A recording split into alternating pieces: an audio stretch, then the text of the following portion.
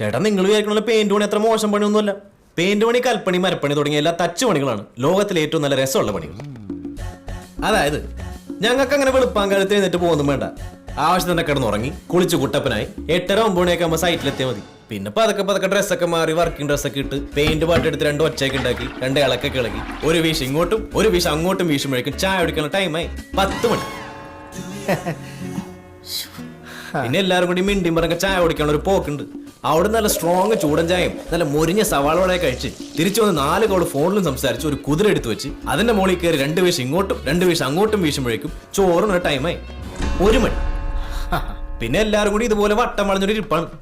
പല അടുക്കള ഉണ്ടാക്കിയ പല കറികൾ കൈയിട്ട് വാരി എല്ലാവർക്കും തിന്നാം. ഇവിടെയാണ് യഥാർത്ഥ സോഷ്യലിസം. നല്ല പച്ച വാഴയിലെടുത്ത് ഉപ്പും വെളിച്ചെണ്ണയൊക്കെ പുരട്ടി തീയിൽ വാട്ടി ചോറും കറിയും പൊതിഞ്ഞെട്ടിക്കൊണ്ടുവരും. അത് തുറക്കുമ്പോ ഒരു മണം വരും. ഓഫ്, സൈഡിൽ മാങ്ങ ചമ്മന്തി, നടുക്കൊരു തോരൻ, ഈ സൈഡിൽ 2 ചാള പൊരിച്ചത്. ഇതും കഴിച്ച് ആകാശവാണിയിൽ ചലച്ചിത്രഗാനവും കേട്ട് പേപ്പറും പിരിച്ചു കിടന്നൊരു ഉറക്കമുണ്ട്. ഓത്താണ് സ്വർഗം.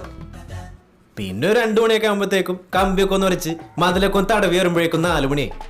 Tea time. പിന്നെ ടർപ്പനിട്ട് ബ്രഷിൽ പെയിന്റ് ഒക്കെ കുറച്ച് കളഞ്ഞ് കൈയും കാലൊക്കെ സോപ്പിട്ട് കഴുകി വെളിച്ചെണ്ണയൊക്കെ തേച്ച് മൂടി ജീവി കുട്ടപ്പനായി മേസ്ത്രി മുമ്പിൽ കൈ നീട്ടുമ്പോണ്ടല്ല അപ്പൊ കിട്ട 750 രൂപ തച്ച്. പക്ഷെ ഇതൊന്നുമല്ല. പറഞ്ഞ സമയത്തിന് വീടിന്റെ പണിയൊക്കെ തീർത്ത് ഉടമസ്ഥന് വീടിന്റെ താക്കോല് കൈമാറുമ്പോ ആ പുതു വീടിന്റെ വെട്ടമായിട്ട് മുഖത്ത് വരുന്നൊരു ചിരിയുണ്ടല്ലോ, അന്തസ്.